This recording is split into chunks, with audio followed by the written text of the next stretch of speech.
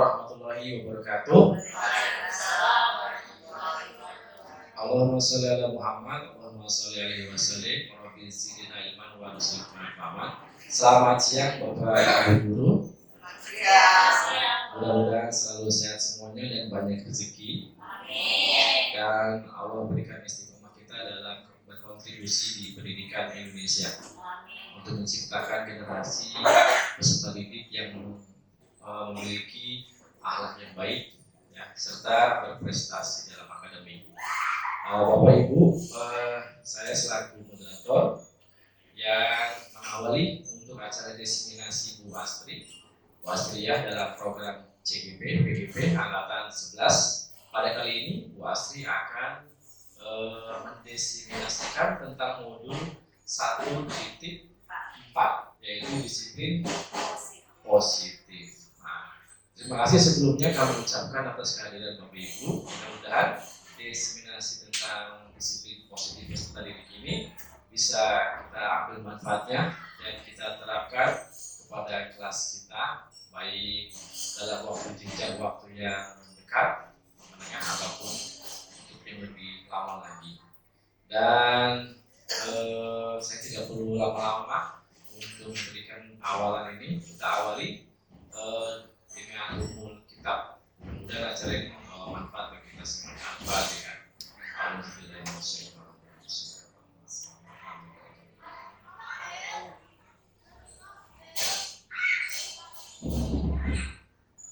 Terima kasih dari saya akhiri, dan untuk selanjutnya dilanjut sama Bu Astri.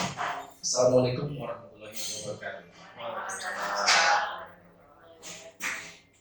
Terima kasih Pak Faisal atas awalannya. Baik Bapak Ibu, saya langsung karena sudah diawali dan dibuka oleh Pak Faisal, kita langsung untuk memulai kegiatan kita pada siang hari ini.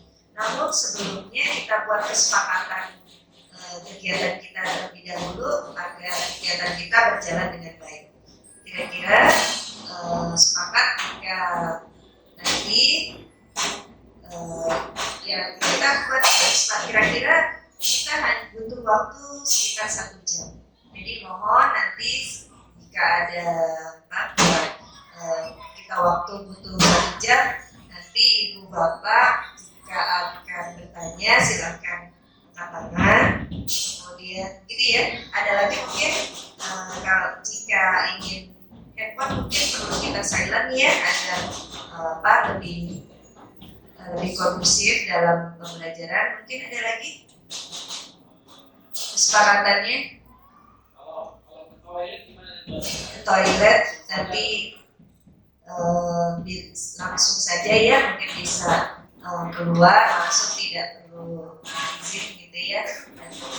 Jadi nanti tidak mengganggu aktivitas yang lain. Kayaknya cukup ya, situ saja. Ada telepon boleh, silakan di luar.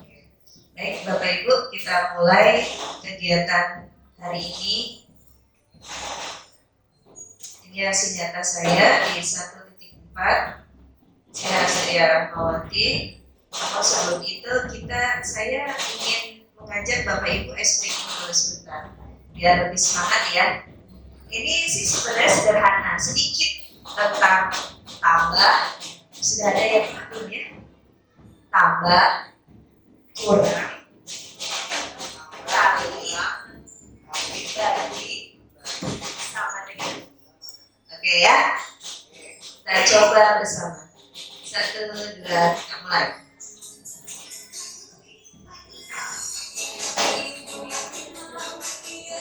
Tambah, kurang. Oke, kemudian kali, bagi, atas bawah, sama dengan. Iya, oke. Ini tadi bisa dicoba deh di kelas. Sekali lagi ya.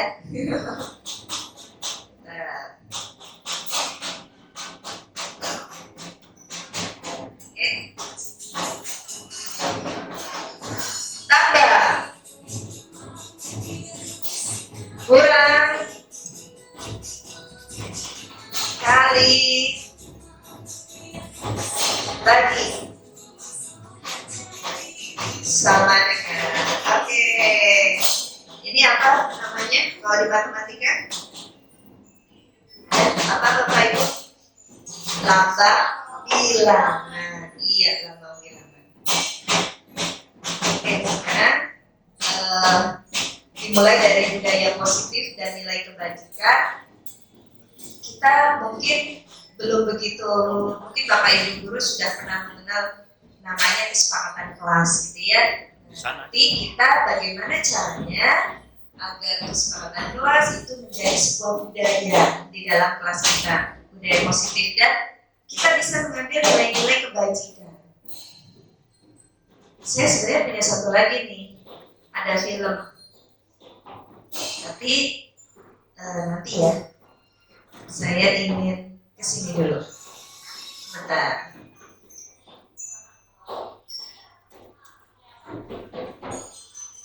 Nah, ini dia.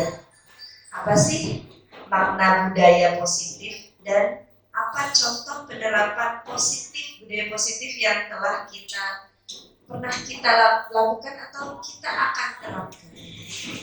Jadi sesuatu yang berbudaya pasti dilakukan berkontinu, tidak saat itu juga ya. Dan bagaimana penerapannya bisa jadi Bapak Ibu guru sebenarnya sudah melaksanakan, hanya tidak mengetahui bahwa atau belum menyadari bahwa itu adalah budaya positif.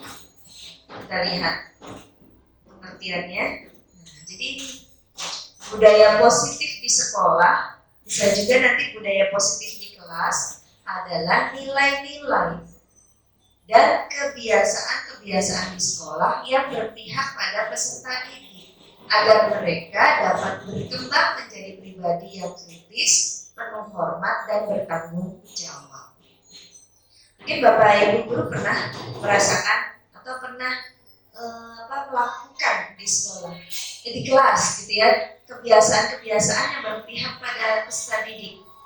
Contohnya yang budaya positif ya, yang paling mudah aja, memanggil anak-anak dengan sebutan yang mereka sukai, ya. Karena kan saat ini tuh anak-anak cenderung menggunakan bahasa-bahasanya mereka, gitu ya. Dan bagaimana kita berbahasa yang baik juga bisa menjadi kebiasaan di kelas atau di sekolah yang berpihak pada peserta didik, ya. Untuk apa? Agar mereka dapat berkembang menjadi pribadi yang kritis, menghormat, dan bertanggung jawab. Nah, sekarang ini kita tahu nih budaya positif di sekolah tuh ini, berarti ada nilai-nilai yang menjadi sebuah kebiasaan. Ya, saya balik lagi nih ke filmnya tadi, filmnya Berna.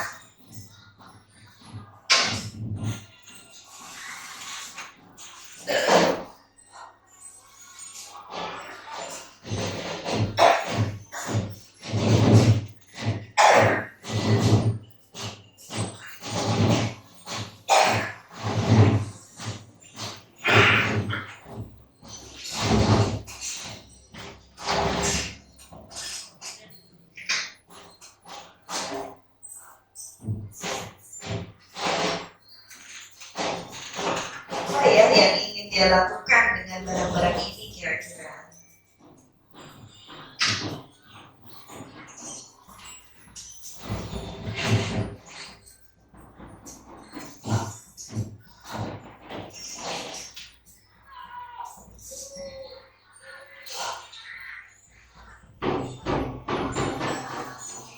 Apa ya? Dia ingin apa?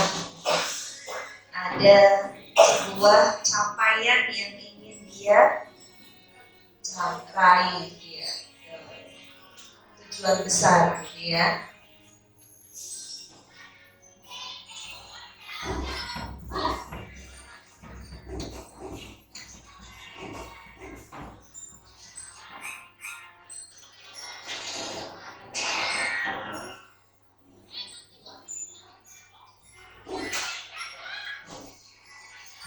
Masih jauh ternyata ya.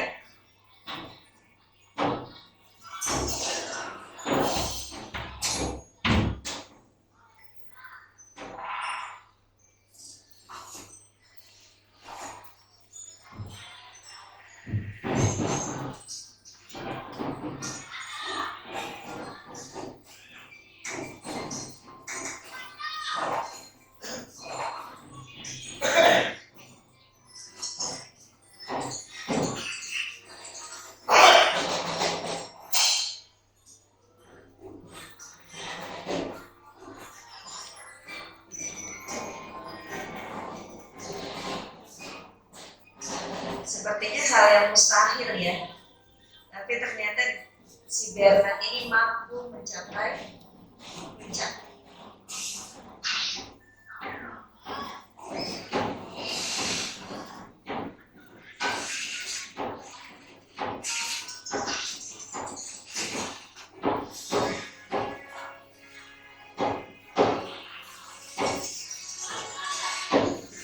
Oh,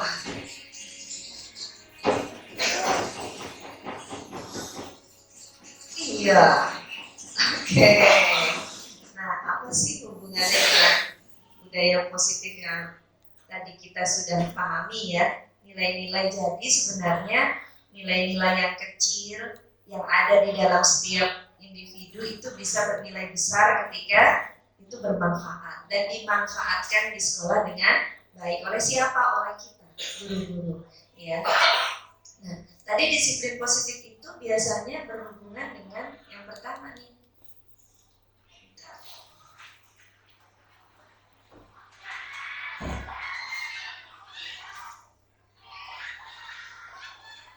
Nah, ini dia. Biasanya kalau misalnya kita berhubungan dengan budaya positif, biasanya akan ada indikasi atau berdekatan dengan kata-kata yang namanya disiplin. Kata disiplin sering dikaitkan dengan tata tertib, betul ya? Kemudian dengan teratur, patuh pada peraturan. Jadi kata disiplin juga sering dihubungkan dengan hukuman. Disiplin berarti kamu harus dapat hukuman kalau misalnya kamu tidak disiplin, gitu ya, dalam pikiran kita. Padahal itu sungguh berbeda, karena belajar dengan disiplin tidak harus dengan memberi hukuman. Justru itu adalah salah satu alternatif terakhir, dan kalau perlu kita tidak gunakan sama sekali. Jadi apa nih bahasanya, gitu ya? Apa tindakannya kalau kita ingin menerapkan sebuah disiplin? Menurut Ki Hajar Dewantara menyatakan bahwa untuk mencapai kemerdekaan atau dalam konteks pendidikan kita saat ini, dan untuk menciptakan murid yang merdeka, merdeka itu bukan hanya secara fisik. Merdeka itu harus secara lahir dan batin. Cara pikiran itu juga harus merdeka, gitu. Jadi kalau misalnya kita kurikulum merdeka, maka ya tidak hanya sebatas anak belajar duduk rapi, tangan rapi, gitu ya, tidak. Tapi bagaimana mereka bisa berpikir lebih merdeka. Syarat utamanya adalah harus ada disiplin yang kuat. Tapi perlu diingat bahwa disiplin di sini bukan merupakan hukuman ketika tidak melaksanakan. Disiplin yang dimaksud adalah disiplin diri yang memiliki motivasi internal. Itulah motivasi terbaik dan yang harus kita kembangkan. Dan anak-anak itu, bagaimana caranya anak-anak bisa mendapatkan motivasi internal? Ya, jika kita tidak memiliki motivasi internal, maka kita memerlukan pihak lain untuk mendisiplinkan kita. Sama seperti saya ketika tidak disiplin dan merasa kurang disiplin, maka saya memerlukan orang lain, pihak lain. Siapa? Bisa guru lain, bisa kepala sekolah, bisa pengawas. Ya. Siswa kita juga seperti itu.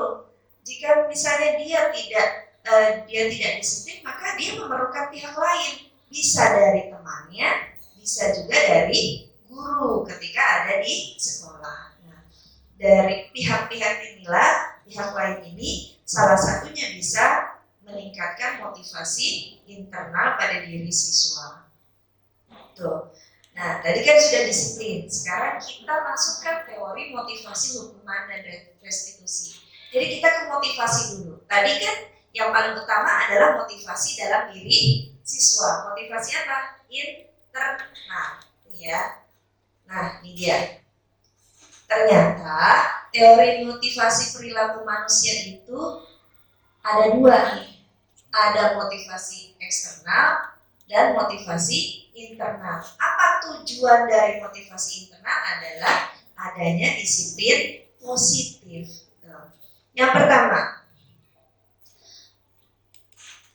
untuk menghindari ketidaknyamanan, biasanya kita melakukan sesuatu hal yang pertama itu untuk menghindari ketidaknyamanan atau hukuman. Misalnya anak datang terlambat, ditanya kita ditanya, kira-kira kalau misalnya saya datang terlambat, saya akan mendapatkan apa ya di sekolah? Bisa dicatat, atau saya bisa dimarahi ibu guru, atau saya bisa disorakin teman-teman gitu ya. Berarti di situ ada motivasi eksternal. Saya tidak boleh terlambat karena saya tidak mau mendapatkan hukuman dari sekolah. Nah, kemudian yang kedua, bisa jadi motivasi eksternal itu adalah untuk mendapatkan imbalan dari orang lain atau institusi. Nah, contohnya, apa yang akan saya dapatkan apabila saya melakukannya? Saya mau juara kelas, saya mau nih besok semester 1 saya mau jadi juara kelas gitu ya. Kalau anak-anak saya mau dapat nilai 100 agar dapat hadiah dari mama atau ibu guru akan memberikan saya reward gitu ya. Nah, itu masih dalam motivasi eksternal, belum dalam motivasi internal. Jadi motivasi internal itu yang seperti apa? Ketika dia motivasi itu muncul untuk menghargai diri sendiri, menjadi insan sesuai dengan harapan kita. Jadi anak itu mau berprestasi karena dia sendiri yang butuh akan prestasi itu. Anak mau belajar mendapatkan nilai baik karena dia belajar untuk agar mendapatkan nilai yang terbaik untuk diri dia sendiri. Dia butuh untuk belajar dan dia paham gitu ya tentang apa yang dia pelajari. Jadi kata-katanya saya akan menjadi orang seperti apa ya apabila saya melakukannya. Kalau saya berani memimpin anak-anak, memimpin teman-teman di depan saat pembiasaan, saya akan dapat apa ya? Kalau saya mendapatkan keberanian dalam diri saya agar saya menjadi seorang yang berani, saya menjadi seorang yang terbiasa dengan orang banyak, nah berarti disitulah ada motivasi internal dalam diri dia. Jadi tidak ada dari luar agar dia menjadi perilaku dia itu lebih baik gitu. Nah, maksudnya dari motivasi internal itu akan menjadi tujuan dari disiplin positif. Kemudian, nah kita bedakan antara keyakinan kelas, hukuman, dan penghargaan. Mengapa? Kan kita sering mendengar nih, kalau di sebuah peraturan itu kita kenapa sih? Mengapa sih tidak peraturan saja? Mengapa harus keyakinan kelas? Jadi guru ketika di dalam kelas jangan hanya membuat peraturan-peraturan saja, tapi keyakinan yang bisa diyakini oleh si murid kita. Kalau misalnya peraturan kan memakai helm jika berkendaraan saat kemarin COVID gitu ya, kita menerapkan peraturan 3M, memakai masker, mencuci tangan, kemudian menjaga jarak gitu ya. Terus kenapa sih kok sekolah bikin peraturan masuk 6:30 gitu ya, pulang jam 12 gitu. Nah, itu hanya sebagai sebuah peraturan, tetapi di balik itu sebenarnya kita perlu melakukan keyakinan kelas. Agar apa? Agar ada hubungan keyakinan itu bisa menjadi pendukung untuk motivasi intrinsik siswa itu. Kembali ke nilai-nilai keyakinan dan menggerakkan seorang dibandingkan mengikuti serangkaian peraturan. Jadi anak-anak itu kalau keyakinan itu dia peraturan itu kayaknya nomor 2 ya. Yang penting dia yakin dulu, oh itu bermanfaat buat saya, maka itulah menjadi sebuah tujuan dari disiplin positif. Contohnya gimana? Kalau keyakinan yang bisa kita lakukan di kelas,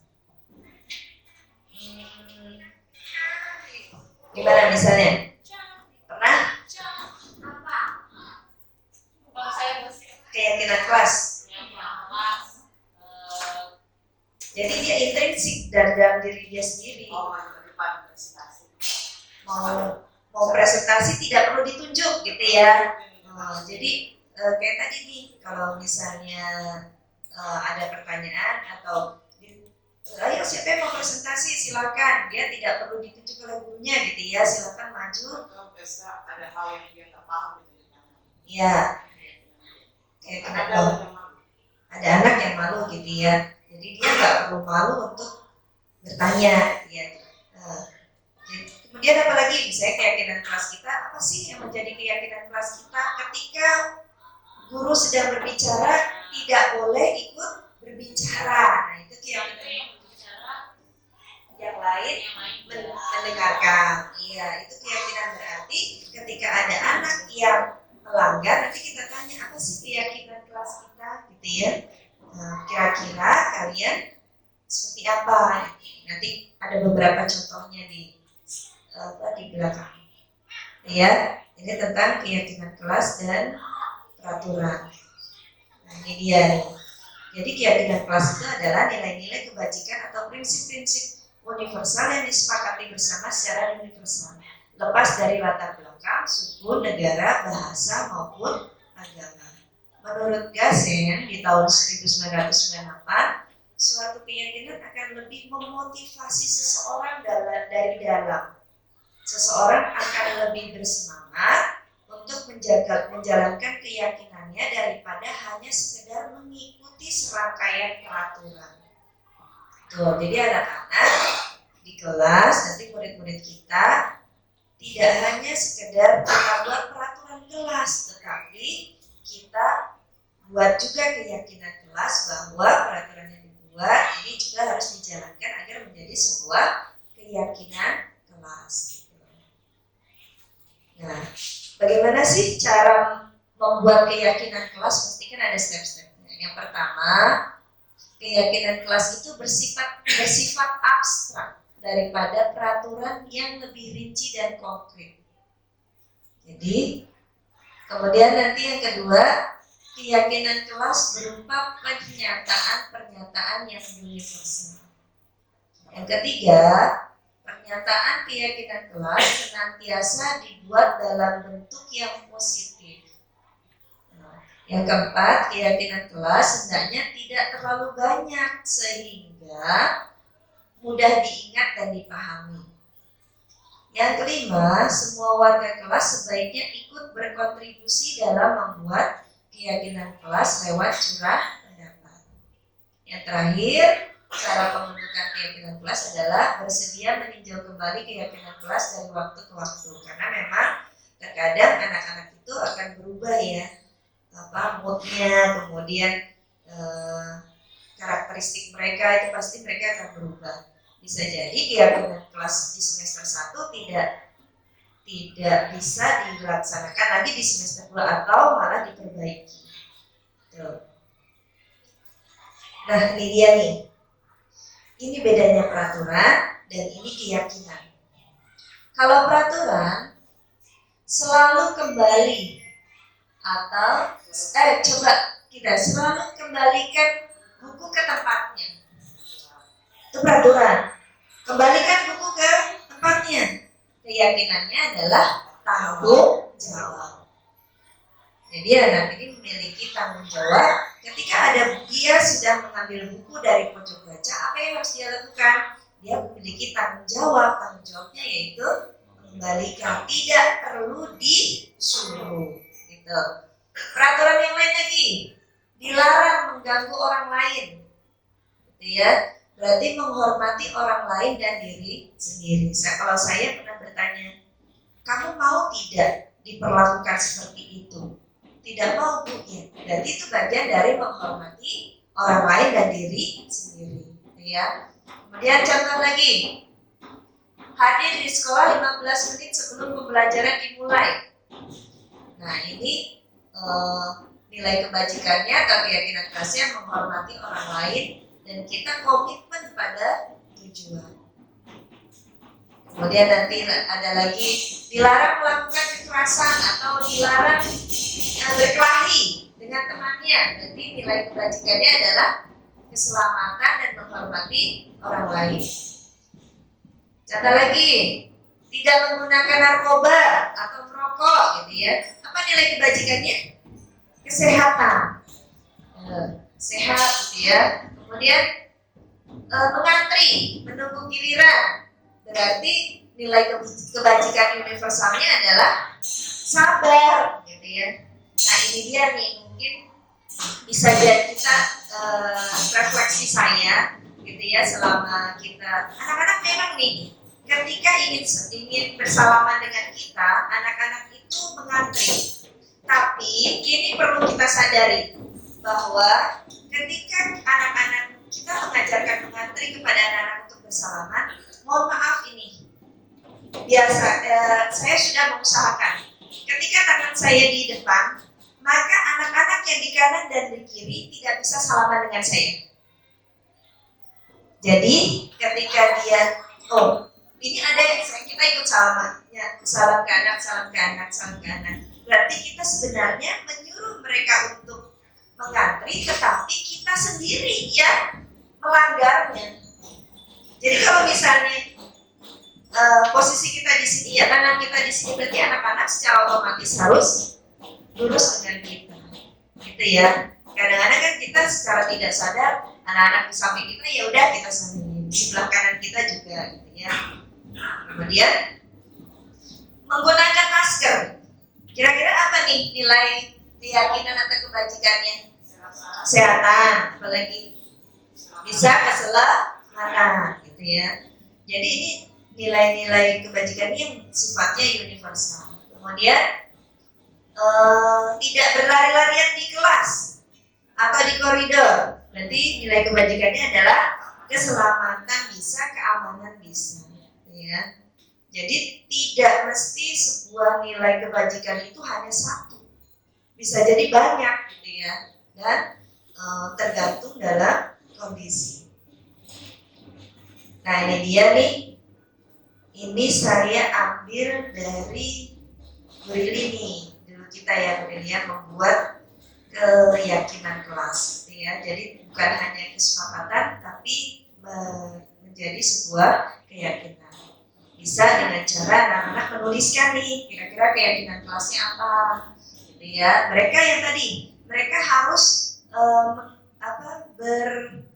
mengutarakan pendapatnya, sehingga mereka tidak hanya sekedar berbicara, tapi oh iya saya kan dulu menuliskan itu ya, gitu ya. Kemudian bisa ditempel sehingga anak-anak bisa terus mengingat kira-kira keyakinan kelas kita tuh bagaimana, gitu ya. Nah, ini dia nih, dihukum oleh penghargaan. Ternyata penghargaan itu tidak selamanya baik, ya. Ada beberapa. Ternyata dihukum oleh penghargaan. Jadi gini, dihukum oleh penghargaan misalnya, anak itu nilainya bagus, atau ketika menjawab dia bisa, gitu ya. Saya tanya nih, dia bisa jawab. Saya berikan reward. Gitu. Ternyata penghargaan itu, nah ini dia yang pertama. Pengaruh jangka pendek, dan dia akan mempengaruhi jangka pendek dan jangka panjang. Kalau misalnya tidak dikasih reward, aku nggak mau Anak akan berpikir seperti itu, gitu ya. Kemudian penghargaan juga akan menghukum. Kalau aku nggak dikasih reward, aku nggak mau menang, aku nggak mau berprestasi, gitu ya. Kemudian penghargaan itu juga dapat mengurangi ketepatan. Gimana maksudnya? Jadi nih, ketika anak ini nilainya 100 dikasih penghargaan, dikasih dia nilai 100 dikasih lagi penghargaan, dikasih reward lagi. Tapi lama-lama kalau misalnya anak ini dapat 100 terus, gitu ya, kira-kira rewardnya itu akan bermanfaat oleh dia nggak? Dia akan menjadi berharap terus, betul. Marianti. Jadi berharap gitu ya. Padahal tadi tuh bahwa yang dibutuhkan adalah motivasi intrinsik gitu ya. Ya kemudian bisa juga penghargaan itu tidak efektif ya tadi. Ya kalau saya nggak dikasih, saya nggak mau berprestasi gitu ya. Kemudian penghargaan merusak hubungan, bisa nih. Iya benar Bu. Jadi kok dia lagi ya. Anak-anak tuh bisa loh menilai seperti itu. Dia lagi, paling yang menang dia lagi, paling yang dapat penghargaan dia lagi. Jadi iri, ya, gitu ya. Nah itu akan merusak hubungan gitu, pertemanan gitu ya, dengan teman-teman. Jadi yang baik gimana? Ya sebenarnya sih nggak usah dikasih reward. Sebenarnya begitu, ya. Ketika motivasi intrinsik itu sudah muncul. Nah, coba kita jawab nih. Kira-kira nih hukuman atau konsekuensi? Yang pertama, mencatat 100 kali di dalam buku kalimat saya tidak akan terlambat lagi karena terlambat ke sekolah. Kira-kira apa nih? Hukuman. Yang kedua, lari mengelilingi lapangan basket 2 kali karena terlambat hadir di sekolah. Hukuman. Murid diminta untuk push up 15 kali karena tidak menggunakan masker. Hukuman. Menggantikan kertas tugas teman yang telah dicoret-coret. Konsekuensi. Nah kita lihat ya, membersihkan tumpahan air di meja tulis karena tersenggol pada saat belajar. Konsekuensi. Meminta murid tidak mengenakan sepatu seharian di sekolah karena tidak mengenakan sepatu hitam. Hukuman. Lari mengelilingi lapangan basket 2 kali karena terlambat 10 menit untuk pelajaran PCOK. Konsekuensi atau hukuman? Coba kita lihat jawabannya. Konsekuensi variasi.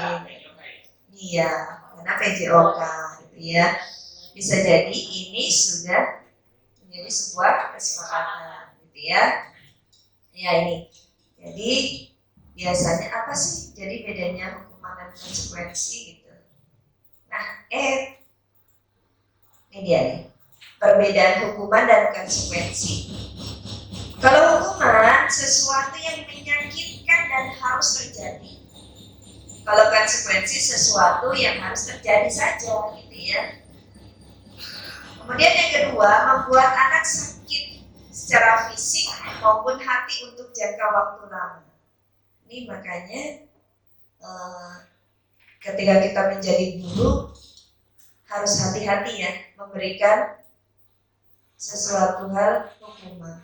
Sesuatu yang menjadi hukuman. Konsekuensinya membuat anak merasa tidak nyaman dalam jangka waktu pendek. Yang ketiga, anak membenci kedisiplinan. Padahal disiplin itu bagus, tapi karena mungkin sangat menyentuh hatinya, akhirnya dia jadi benci dengan disiplin itu. Trauma. Jadi konsekuensinya, jadi seperti apa? Kalau konsekuensi itu anak menghargai disiplin. Kemudian hukuman itu sifatnya paksaan. Sedangkan konsekuensi stimulus tanggapan. Kalau hukuman kemudian mendorong anak menyakiti diri sendiri. Kalau konsekuensi mendorong anak agar mudah menyelesaikannya. Menyelesaikan diri yang terhadap kesalahan yang sudah dia lakukan. Kemudian hukuman itu menyebabkan konsep diri yang buruk. Konsekuensi konsep dirinya yang baik. Kan anak suka di label ya sama temannya ya. Dasar mengganggu, nangis, cengeng gitu ya. Ya jadi labeling gitu ya biasanya teman-temannya gitu. Nah kalau konsekuensi itu tidak, dia malah membuat konsep itu menjadi lebih baik. Kemudian hukuman itu anak belajar untuk menyembunyikan kesalahan. Bisa nih Bapak Ibu, beberapa saya punya anak murid itu ketika dia salah, padahal dengan mata kepala saya sendiri dia berbuat sesuatu hal yang tidak baik, tapi dia mengelak, ya karena dia takut akan hukuman. Tapi kalau konsekuensi, anak belajar untuk mematuhi peraturan. Ya. Kemudian hukuman itu biasanya marah, rasa bersalah, dipermalukan, dan merasa tidak dihargai. Kalau konsekuensi kebalikannya, mereka akan kehilangan hak, dibuat tidak nyaman, diasingkan untuk sementara. Ya, diasingkan untuk sementara. Kehilangan, dibuat tidak nyaman. Jadi konsekuensi itu dibuat tidak nyaman. Nah, ini yang perbedaan antara hukuman dan konsekuensi. Sekarang kita ke kebutuhan dasar manusia. Tadi kan kita sudah berbicara tentang anak-anak kita nih. Sekarang sebenarnya kebutuhan dasar manusia itu apa saja sih? Nah, ini dia. Kebutuhan dasar manusia itu sebenarnya ada 5. Pertama itu tentang survival, cinta kasih atau diterima, penguasaan, kebebasan, dan kesenangan. Seperti apa sih? Coba kita lihat videonya.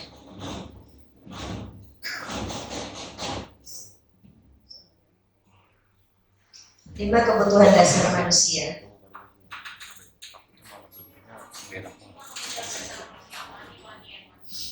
Mati.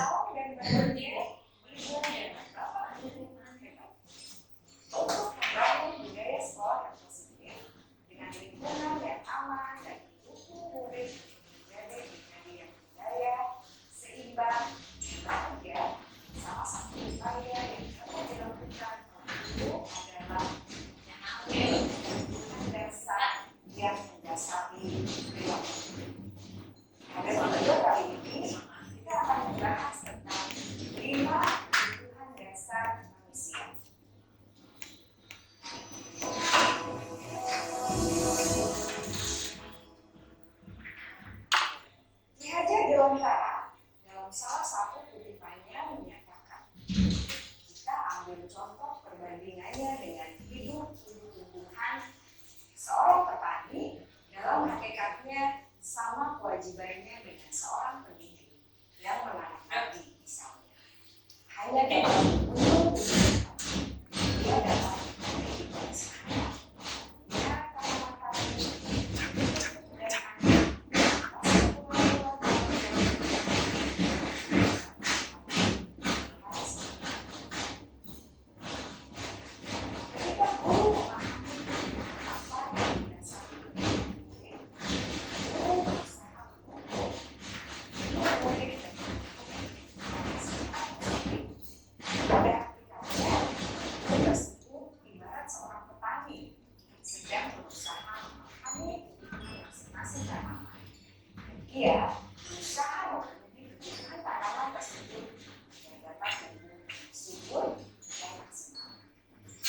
Cepat ya. Seorang psikiater dari Amerika Serikat menyatakan bahwa semua tindakan manusia memiliki tujuan tertentu, yaitu memenuhi kebutuhan dasar. Ketika kelima kebutuhan dasar telah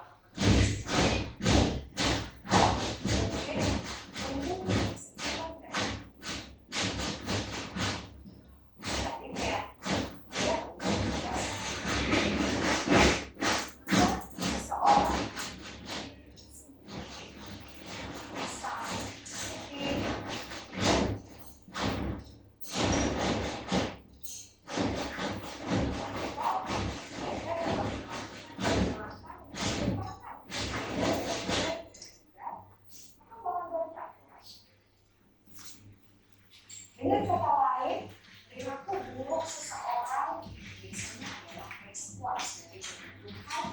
Nah, ini dia nih. Respon dari kebutuhan yang tidak terpenuhi biasanya.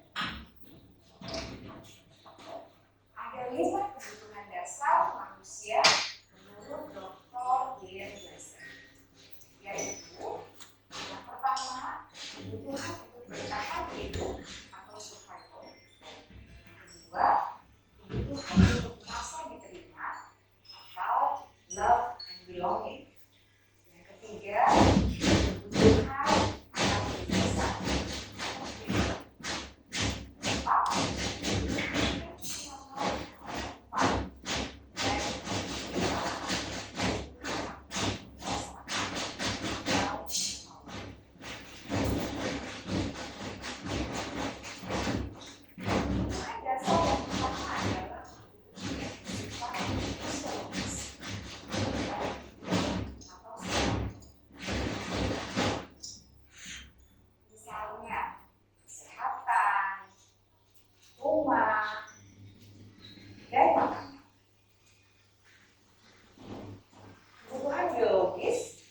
sebagai bagian dari proses reproduksi, termasuk kebutuhan untuk tercapai bertahan hidup.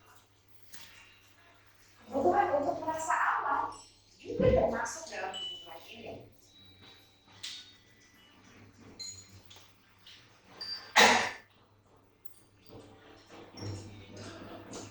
Agar murid dapat belajar dengan baik, kebutuhan mereka akan merasa aman, pangan, sandang, dan papan terpenuhi.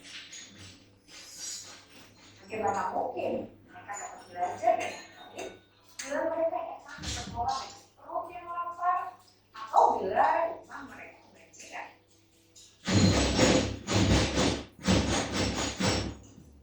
Setelah kita mengetahui kebutuhan yang sebagian besar bersifat fisiologis, mari kita lihat kebutuhan kedua sampai kelima yang semuanya berhubungan dengan psikologis. Mari kita lihat kebutuhan yang kedua, yaitu kebutuhan akan perasaan diterima oleh kelompok atau komunitasnya atau kebutuhan dalam diri. Kebutuhan ini adalah keinginan untuk tetap terhubung dengan orang lain seperti teman, keluarga, teman kerja, dan kelompok di mana kita tergabung. Setiap murid ingin menjadi bagian yang berharga dari kelas dan juga sekolah. Mereka juga ingin diterima oleh orang lain dan kelompoknya. Bahkan, murid yang terlihat paling cuek pun jauh di dasar hatinya pasti ingin merasa diterima. Sebagai guru, seharusnya kita dapat menerima murid kita apa adanya. Karena setiap murid adalah unik. Mereka memiliki kekuatannya masing-masing, sehingga guru seharusnya bisa menciptakan kesempatan untuk murid berkolaborasi dan memiliki komunikasi satu sama lain.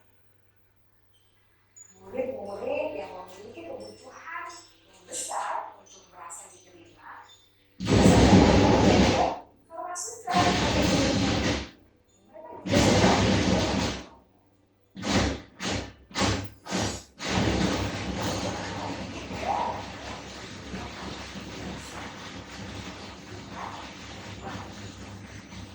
murid harus diberi kesempatan buat pilihan yang bertanggung jawab atas pilihan yang mereka telah ambil. Beri mereka kebebasan bukan berarti membiarkan mereka melakukan apa saja mereka mau, melainkan beri mereka kesempatan buat pilihan, menyuarakan pendapat mereka dengan percaya diri, dan memberi mereka kesempatan untuk mencoba hal yang baru. Pembelajaran dengan metode yang beragam dan menarik juga akan memenuhi kebutuhan murid tentang kebebasan ini. Pembelajaran berdiferensiasi akan guru menyediakan beberapa jenis tugas yang bisa dipilih oleh murid sesuai dengan mereka sangat baik karena murid diri memiliki motivasi.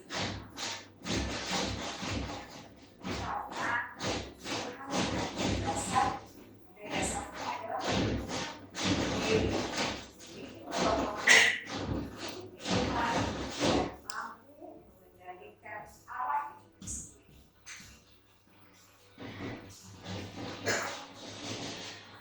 Kebutuhan yang keempat adalah kebutuhan akan kesenangan. Bayangkan Bapak Ibu hidup tanpa rasa senang. Kapan menjadikannya? Glasser menghubungkan kebutuhan akan kesenangan dengan bahagia. Dan sekalian rasa sakit. Sebagai guru, jangan ragu-ragu dan sengaja masukkan kegiatan yang menyenangkan. Murid-murid dengan kebutuhan dasar kesenangan yang tinggi ingin menikmati apa yang mereka lakukan. Konsentrasi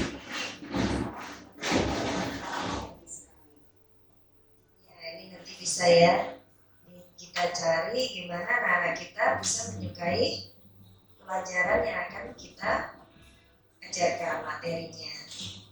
Kebutuhan yang kelima adalah kebutuhan akan perasaan. Setiap murid memiliki kebutuhan untuk merasa kompeten, menjadi terampil, diakui pencapaian dan keterampilannya, didengarkan, bisa membuat dampak dan pengaruh Anak-anak kita memiliki harga diri sebenarnya.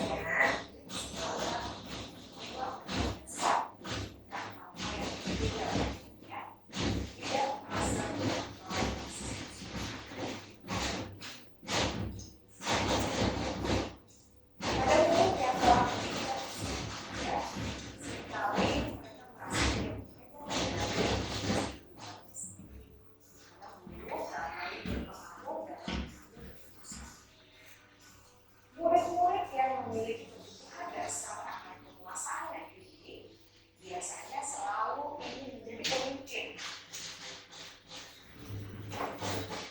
Mereka juga suka mengamati sebelum mencoba hal baru.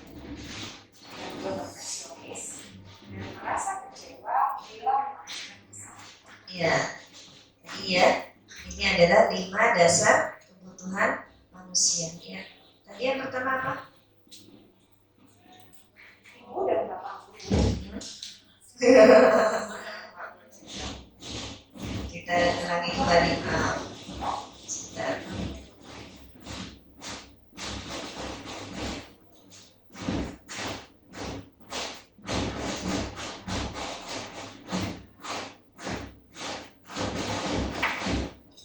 Ya, tadi ada 5. Yang pertama adalah survival. Yang kedua diterima. Yang ketiga pengakuan. Ya, kemudian yang ketiga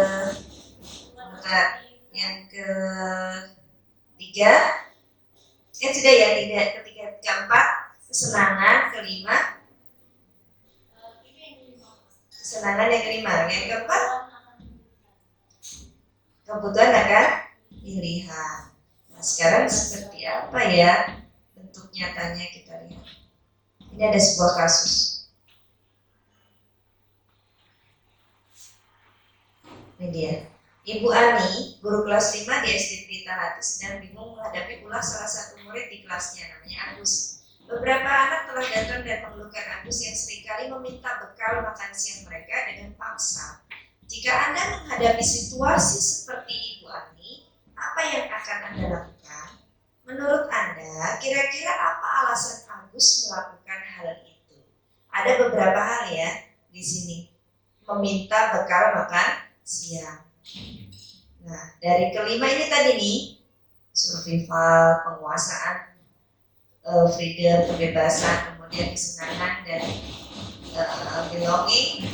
Ini kira-kira dia apa ya yang tidak dia rasakan, tidak dia dapatkan? Kan tadi kan anak itu akan melakukan sesuatu hal karena ada yang tidak dia dapatkan, kebutuhan yang tidak dia dapatkan.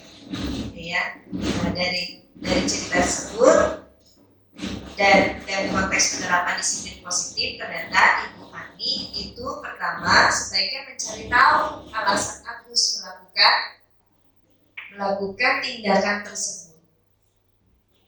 Nah, sehingga bisa mengetahui kira-kira apa sih kebutuhannya yang harus dia dapatkan, si Agus dapatkan. Yang pertama, apabila jawaban Agus itu karena ia lapar dan orang tuanya tidak membawakannya bekal makan, maka kebutuhannya dia yang tidak terpenuhi adalah bertahan hidup.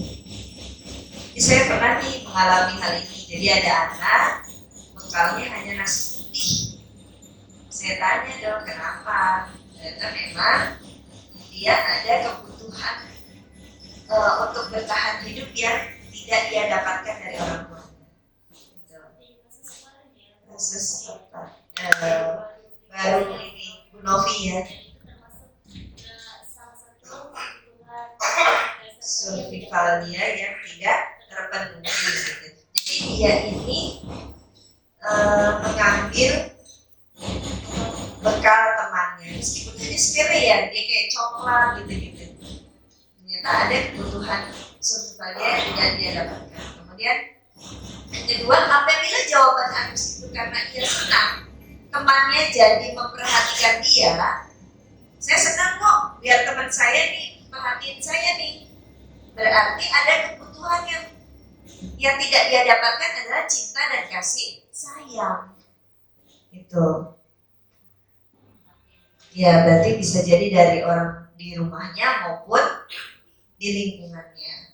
Kemudian yang ketiga, apabila jawabannya Agus dia merasa hebat karena temannya jadi takut dan menuruti keinginannya. Ayo minta dong makanannya, ya deh saya kasih gitu ya. Jadi dia hebat nih. Berarti kebutuhan dia yang diharapkan adalah pengakuan atas kemampuan dia. Yang keempat, apabila jawabannya Agus karena dia bosan dengan bekal yang dibawakan ibunya, karena itu aja ya, nugget, telur ceplok gitu ya. Kemudian nanti ada sosis gitu. Berarti ada kebutuhan kebebasan yang dia tidak dapatkan. Tapi ini terjadi, Bu Bapak ya, ada contohnya di sekolah kita gitu. Yang terakhir, apabila jawaban Agus adalah karena dia iseng aja dan dia menikmati ekspresi wajah temannya, maka ketika diambil gitu, aduh makanan saya hilang nih gitu ya, temannya tuh kebingungan gitu. Berarti ada kebutuhan dia seneng aja jadi orang yang iseng gitu ya. Nah ini dia. Jadi Bu Ani, bagaimana sikapnya Bu Ani? Bu Ani harus memahami apa kebutuhan, 5 kebutuhan dasar apa yang tidak didapatkan oleh Agus. Nah, yang terakhir adalah restitusi. Kalau dalam budaya positif itu ada yang namanya restitusi. Apa itu restitusi? Restitusi adalah proses menciptakan kondisi bagi murid untuk memperbaiki kesalahan mereka sehingga mereka bisa kembali pada kelompok mereka dengan karakter yang lebih kuat. Ya, nanti Bapak Ibu guru bisa memahami melalui video apa sih restitusinya gitu ya. Nah, 9 ciri restitusi itu yang pertama bukan untuk menebus kesalahan, namun untuk belajar dari kesalahan. Ini saya salah nih, ya udah deh, saya gantiin. Tidak, tapi dia bagaimana caranya dia belajar dari kesalahan yang telah dia lakukan. Kemudian yang kedua, untuk memperbaiki hubungan. Biasanya setelah terjadi restitusi, hubungan itu semakin baik. Yang ketiga, ada tawaran, bukan paksaan. Jadi menurut kamu bagaimana? Tidak. Jadi kamu harus seperti ini ya. Tidak gitu. Kemudian yang keempat, restitusi menuntut untuk melihat ke dalam diri. Oh iya ya, kalau saya diperlakukan seperti itu, saya mau tidak ya? Gitu. Kemudian yang kelima, restitusi mencari kebutuhan dasar yang mendasari tindakan. Tadi ya si Agus tadi. Gitu. Kemudian yang keenam, restitusi diri adalah cara yang paling baik untuk memperbaiki diri. Yang ketujuh, restitusi fokus pada karakter, bukan tindakan. Jadi yang akan diperbaiki adalah karakternya. Yang kedelapan, restitusi fokus pada solusi. Biasanya solusi ini akan dikembalikan kepada murid yang berbuat salah pada kelompok. Jadi solusi itu bisa diambil dari si siswa ini sendiri yang akan mengatakannya. Nah ini dia segitiga restitusi. Ada 3 cara. Yang pertama adalah kita itu menanyakan keyakinan, kemudian menstabilkan identitas. Yang ketiga adalah memvalidasi tindakan yang salah. Kalau menanyakan keyakinan itu biasanya nilai-nilai apa ya yang telah kita sepakati, terus Terus kamu ingin menjadi orang yang seperti apa? Kalau menstabilkan identitas, setiap orang pasti pernah melakukan kesalahan. Kamu bukan satu-satunya yang pernah melakukan ini. Ya kan anak? Gak apa-apa kok. Ibu dulu juga pernah berbuat seperti itu. Ya berarti ada memvalidasi identitas, kemudian memvalidasi tindakan. Kamu tentu punya alasan mengapa melakukan itu. Lalu pertanyaan yang lainnya, adakah cara yang lebih efektif untuk mendapatkan apa yang kamu butuhkan? Ya, nanti dari segitiga restitusi ini kita bisa, ini mendapatkan 5 posisi kontrol. Apakah sebagai penghukum, pembuat merasa bersalah, teman, pemantau, atau manajer. Dari kelima posisi kontrol ini, penghukum dan pembuat merasa bersalah ini adalah yang membuat identitas itu gagal. Sedangkan teman atau pemantau, identitas bisa dibuat itu bisa berhasil, bisa sukses. Bisa berhasil atau sukses ya. Sedangkan identitas itu bisa berhasil atau sukses menjadi kontrol diri ketika kita menjadi seorang manajer. Guru itu menjadi seorang manajer. Nanti seperti apa kita lihat.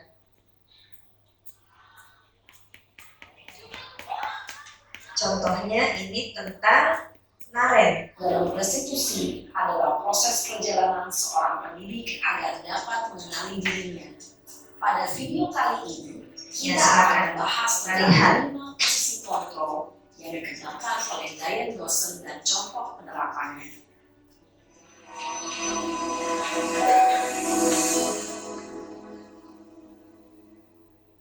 5 posisi kontrol itu adalah 1. Posisi penghukum, 2. Posisi pembuat merasa bersalah, 3. Posisi teman, 4. Posisi pemantau atau monitor, dan 5. Posisi manajer. Untuk lebih memahami kelima posisi tersebut, mari kita saksikan kasus Naren yang terlambat hadir 20 menit di sekolah dan melihat bagaimana kelima posisi kontrol dalam menghadapi masalah tersebut. Yang pertama adalah posisi penghukum.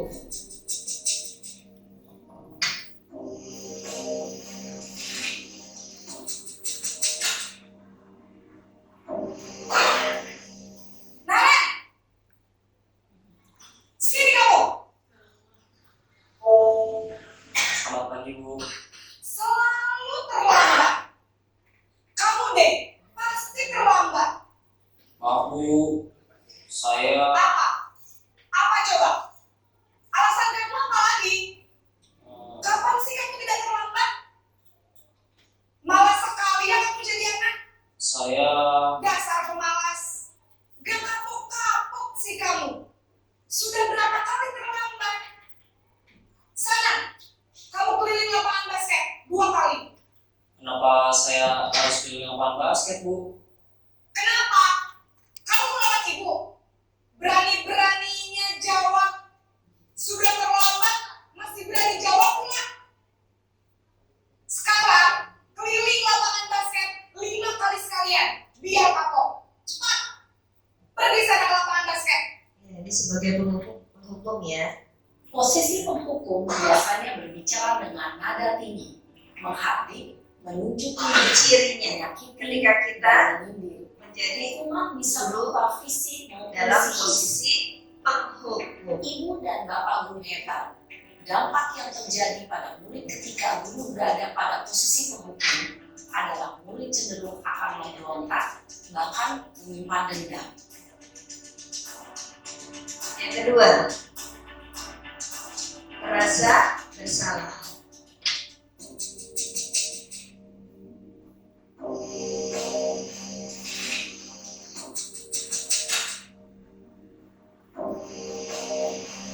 Naren,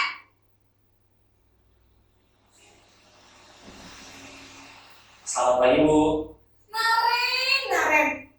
Kamu kenapa terlambat lagi, nak? Ya Tuhan, Naren.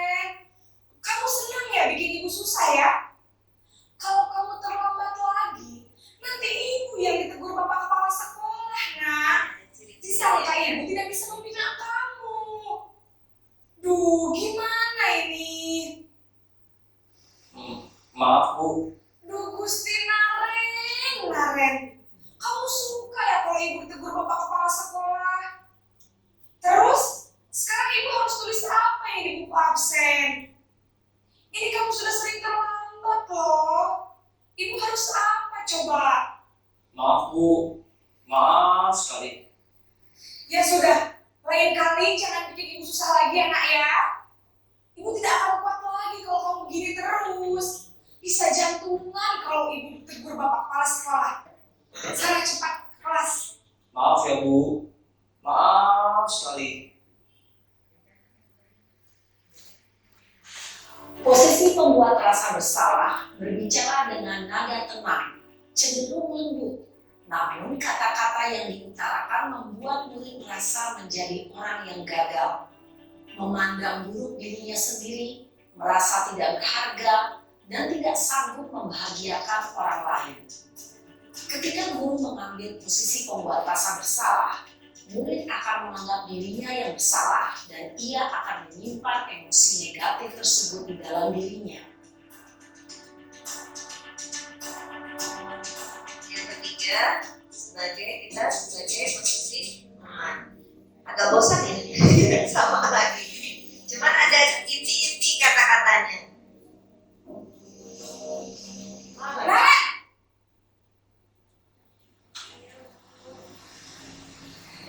Selamat pagi Bu. Wah, sudah jam berapa ini nak? Terlambat lagi ya sayang.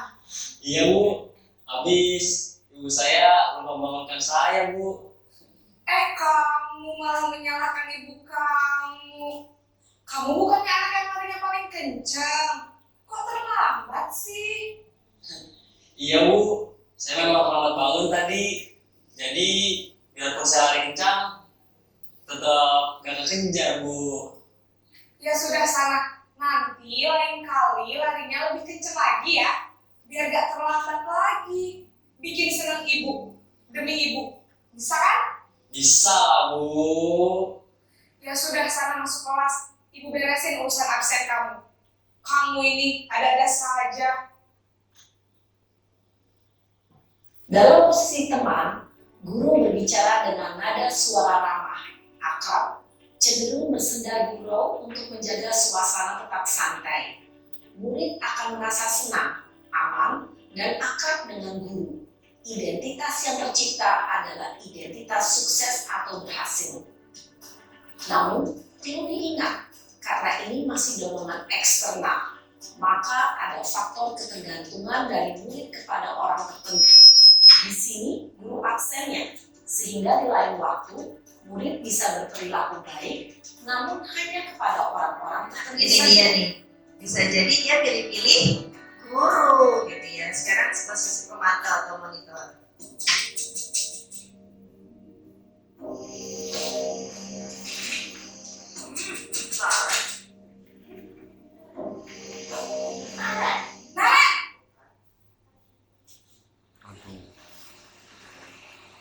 Selamat pagi Bu. Karen, apa peraturan sekolah kita tentang jam berapa kita harus masuk sekolah, nak? Kita harus di sekolah jam 7 Bu. Iya betul, sekarang sudah jam 7.20. Karen sudah tahu konsekuensinya jika terlambat hadir. Paham Bu, saya harus tinggal kelas pas jam istirahat selama 20 menit. Iya benar, konsekuensinya demikian. Jadi nanti jam 9.30 pas istirahat, kamu harus tinggal di kelas, kerjakan tugas tambahan untuk ketertinggalan kamu, ya? Baik Bu. Sebagai Posisi manajer. pemantau mengandalkan penghitungan atau data untuk mengontrol murid.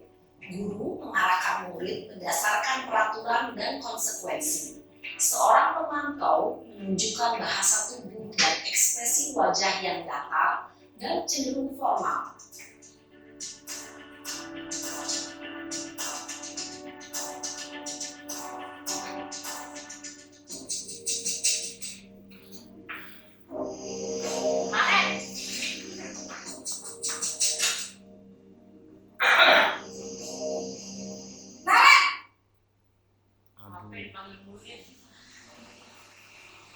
Selamat pagi Bu. Selamat pagi, Naren. Maaf Bu, saya terlambat. Iya, sekolah masuknya jam 7, sekarang sudah jam 7.20. Jadi sekarang bagaimana ini, Naren? Maaf Bu, saya lupa setel alarm saya semalam. Baiklah, menurut kamu, keyakinan sekolah yang Ini mana dia yang keyakinan paling sekolah ditingkatkan? mana? Iya.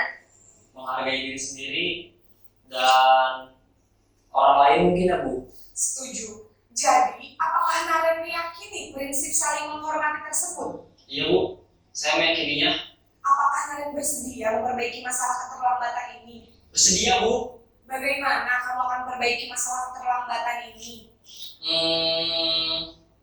Jadi Saya anak coba sendiri tidak ya pernah yang menyetel akan alarm saya Bu. memberikan Kalau solusinya. Naren komputer alarm di rumah, ada orang yang kira-kira bisa bantu mengingatkan tidak? Ada Bu, kakak saya, Kak Emma. Ada lagi selain Kak Emma? Selain Kak Emma, ada ibu saya. Baik, jadi yang mengingatkan Naren adalah Kak Emma dan Ibu Alia. Kira-kira akan mulai setel alarm kapan nih Naren? Setelah pulang sekolah, akan segera saya lakukan. Baik, jadi Naren akan setel alarm untuk bangun besok pagi dan akan diingatkan oleh kakak dan ibu dan Naren ya. Ada lagi yang mungkin perlu dilakukan Naren agar tidak terlambat bangun lagi. Tidak ada Bu. Baik Naren, terima kasih untuk kerjasama kamu. Sekarang kamu perlu kembali ke kelas untuk belajar. Baik Bu, terima kasih. Posisi manajer adalah posisi kontrol yang disarankan untuk membimbing murid memiliki sikap disiplin yang positif, yaitu murid yang mandiri, bertanggung jawab, dan dapat memecahkan masalah. Tujuan dari posisi ini adalah agar murid dapat berefleksi atas tindakannya. Guru akan dengan tulus memberikan pertanyaan-pertanyaan bermakna, sehingga membuat murid dapat belajar dari kesalahannya dan mencari sebuah solusi untuk menyelesaikannya. Iya. Ibu, Ini tadi contoh bagaimana sebuah disiplin positif. Jadi kita nanti tinggal memilih nih Bapak Ibu guru, apakah sebagai posisi ini ya yang lima tadi itu, tapi yang jelas yang terbaik adalah posisi sebagai manajer. Jadi dengan kita menguatkan pribadi dia ketika dia melakukan sebuah kesalahan.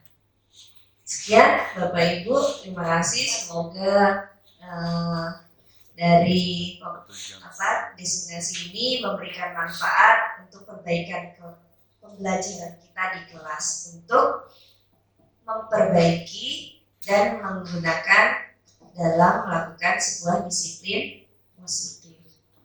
Kurang lebihnya saya mohon maaf. Terima kasih atas kehadirannya.